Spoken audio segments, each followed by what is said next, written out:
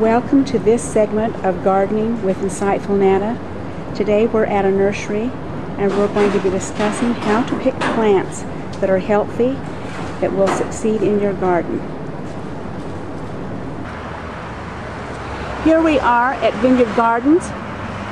I like a private nursery rather than going to Home Depot.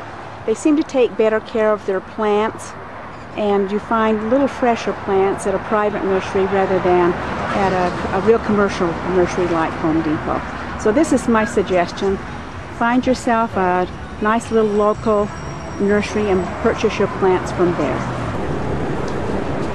Okay, let's take a look at these two plants. Which one would you plant in your garden? Now, about a week ago I was here and I can't tell you how many plants were being put into carts for Mother's Day. And I was amazed at the types of things that people were picking. Now take a look at these two plants. Most of the things that I saw in people's baskets were plants like the plants on the left. They wanted blooms, it looked big, and they were going to put this in their garden. However, in the long run, they're going to be disappointed in how this plant produces. The plant on the left is stringy and leggy. Look at the base. The base of the plant, there's lots of space and open air. On the plant on the right, it's very, very tight, and the plant is short. Even though it hasn't bloomed yet, it's possibly the best thing to put in your garden to start with. Don't plant overgrown plants. Make sure that they have a broad base. As I look into the interior of this plant, there's lots of new little leaves, and it's real full at the base. This is important. And then when you plant it, the first thing you're going to do is take off the first blooms. I know that may seem harsh, but it will give your plant the best start.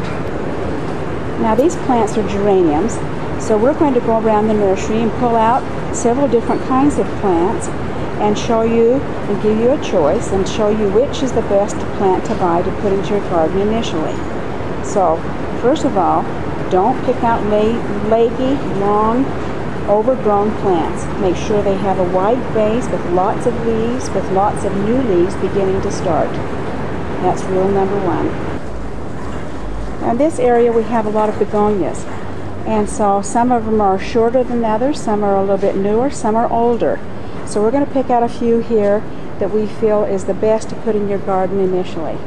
Let them grow in your garden, not in the greenhouse. Now these begonias are spindly. You notice there's not much growth at the bottom. They've already started to shoot up a little bit. Now look at these. See all the new growth at the base? They're short. And there's one that's getting a little bit of a bloom on it. But notice the growth at the base. Make sure there's plenty of growth and plenty of leaves at the base of the plant. Now take a look at this Coleus. See, it's kind of tall, but look at the great growth at the bottom. See how there's lots of leaves and foliage at the bottom.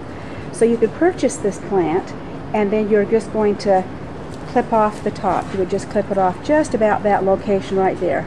So then you have got a smaller plant that will spread better. So don't leave it tall and lanky. Just pinch off that top part if you have a good wide base.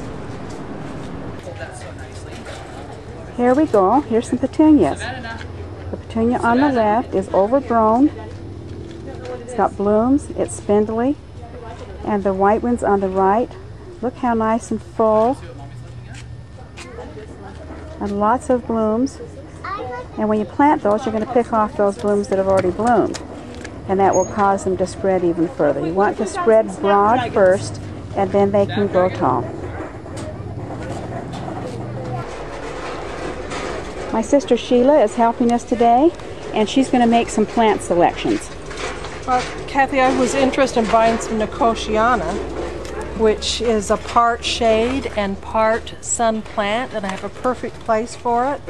But I wouldn't pick either one of these.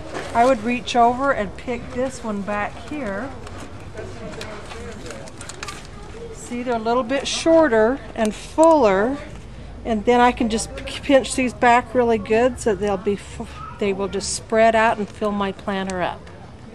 Okay, great. Okay, Kathy, I'm going with an orange and red and yellow theme in my yard this year, so I wanted to pick up some of these marigolds, which are, look how fun, what great color. But I don't want to go for color right now. Can you see the difference between these? I would pick this plant. It's got lots of growth at the bottom. It still has a lot.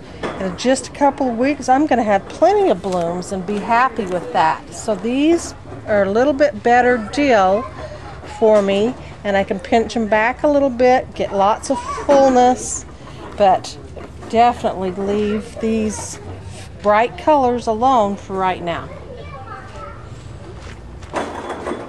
Now, no kidding. We just saw a man pick up a whole flat of the salvia, and this is what he selected. Can you see the difference?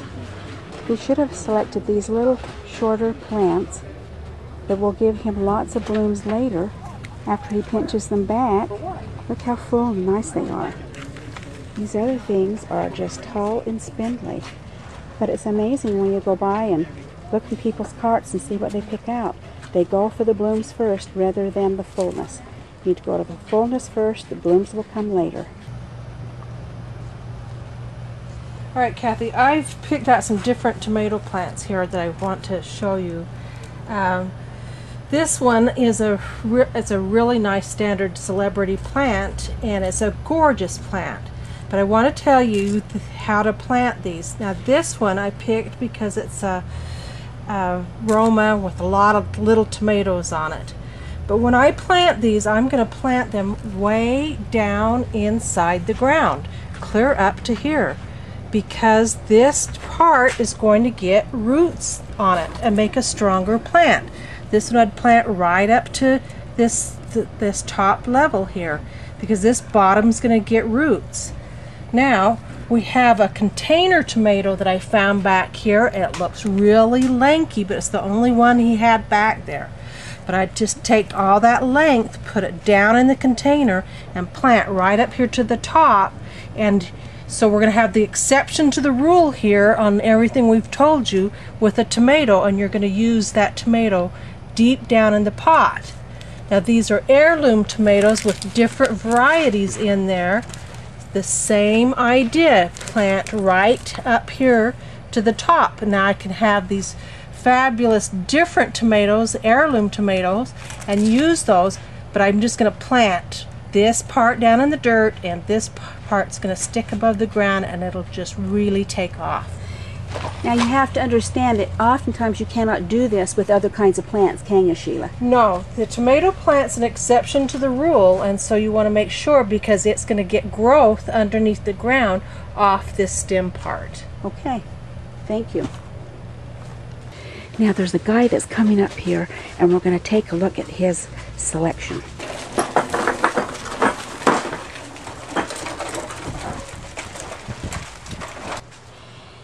Did you notice that everything he picked out was long and leggy?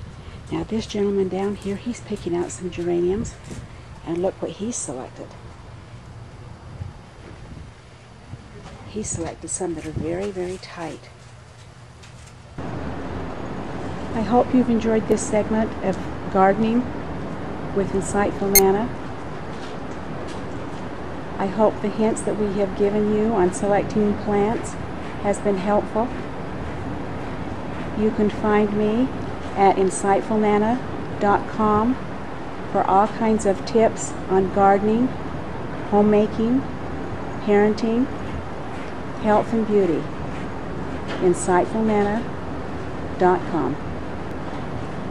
Till later.